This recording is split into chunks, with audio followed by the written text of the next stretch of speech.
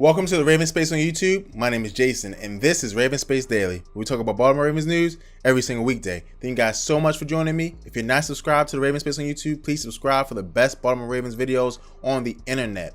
Also, a special shout out to our Patreon subscribers. Without you guys, none of this is possible. We're going to hop right into our 3 stories of the day, and the first story is about the game on Thursday. The Ravens travel to Miami to take on the Dolphins in Preseason Game 2. Now, I know it's just a preseason game, but there's certain things that we can even learn from these games. And I'm going to tell you guys some of the things that I'm going to be watching going into the game. The first thing I'm going to be watching is how James Hurst plays in a new position. Because of the injury to Alex Lewis, James Hurst is going to move over to that left guard position. I think it's a better position for him because he'll be facing less athletic players. But again, I need to see how he plays there. I thought he did not play well at right tackle last game. So if he can play well at left guard, it would be a great thing for the Ravens offensive line. At that left guard position, you don't face the most talented pass rushers on a game-to-game basis. Now, you will have some hard run blocking assignments, but usually, the center can help out with that unless it's a coverage or defensive scheme that prevents the center from helping out. But I think that he will play better. I think his biggest struggle is dealing with faster players, and he won't have to deal with that at the left guard position. So that's the first thing I want to watch. The second thing I want to watch, again, is the cornerback battle for that nickel cornerback.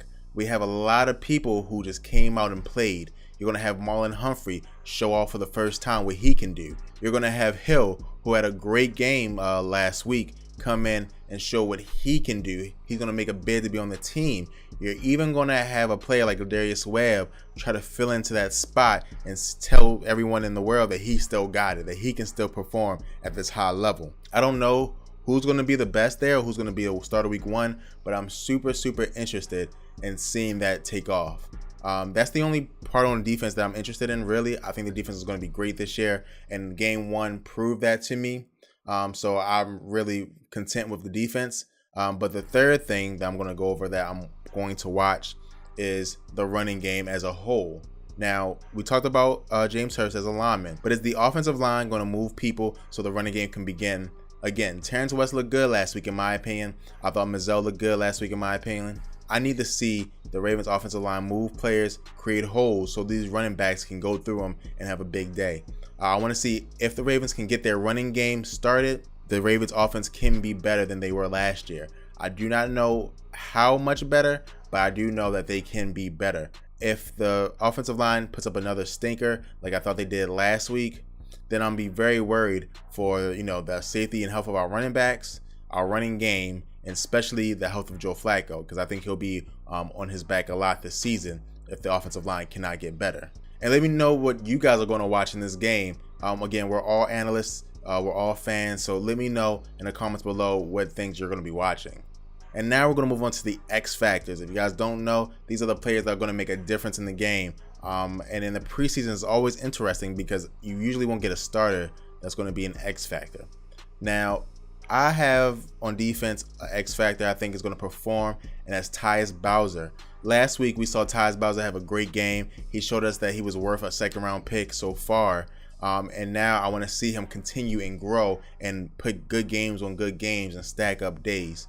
I think he'll be able to do that. I do think he'll get a sack this week, which will be great for him. He showed that he had pass rush ability last week.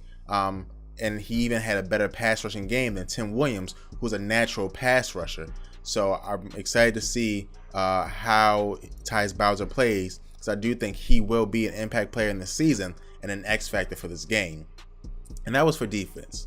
On offense, I think we're going to have an offensive X factor. I think it's going to be a receiver, and I think it's going to be Adebayo. And if Adebayo plays, I think it's time for him to shine. With Tim White going down and the uncertainty with that 4th receiver spot, I do think that he is going to have a chance to really show his skills. Again, Tim White was a bad injury, but there's always a situation, there's always a winner in those situations. And in this case is Adebayo. And And if he plays at a level that he thinks he can play at, that the Ravens think he can play at, and that the fans, a lot of you guys think he can play at, because you guys were on this one before I was. You guys knew he was going to be a very good player before I knew it. So if he can play at that level, he has a chance to be an X factor for the Baltimore Ravens. And especially in this game where there won't be a lot of offensive weapons on the field for the whole game. So I think he has a chance to be an X factor for this game. Let me know in the comments below also who you think your X factor is going to be, and what do you think the final score is going to be for this game. I was not impressed with the offense last week. I would say 14-7.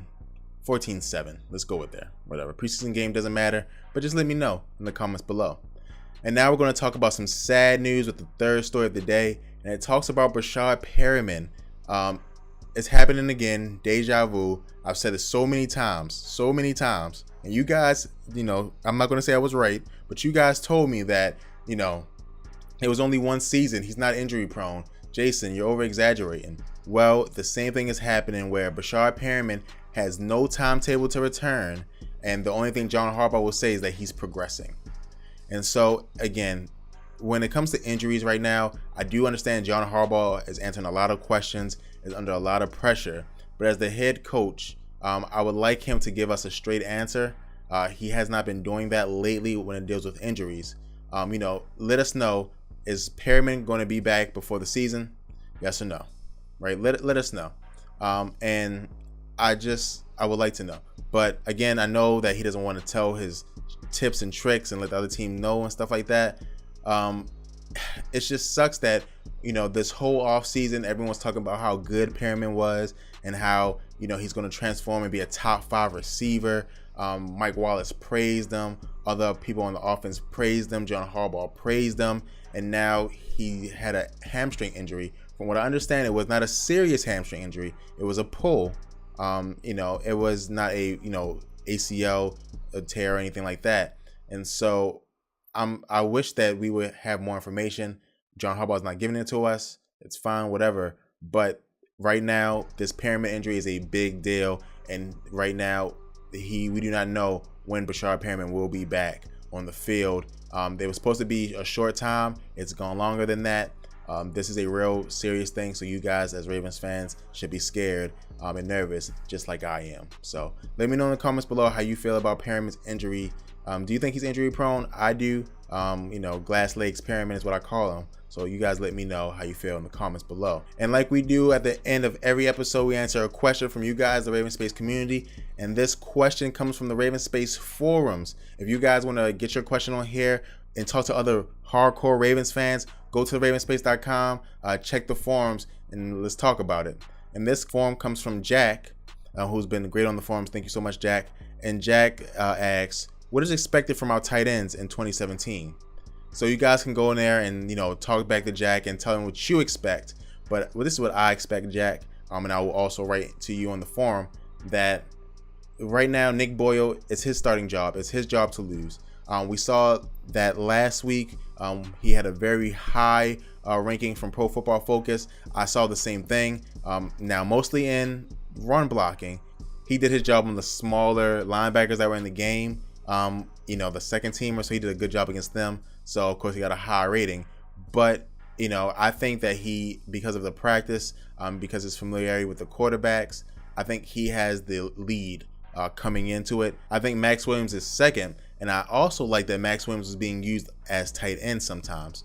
And so you can see that the Ravens are going to be a little bit more fun on offense, a little bit more tricky. 2 tight end sets with the tight ends in the backfield. It was pretty good. And Max Williams threw out a great block also in that game. You can expect that the first guy in the game will be Nick Boyle, and the Ravens are hoping to have a better run game. I think Nick Boyle will also be the top pass catcher for tight ends for the Baltimore Ravens, just because I think that he has grown so much.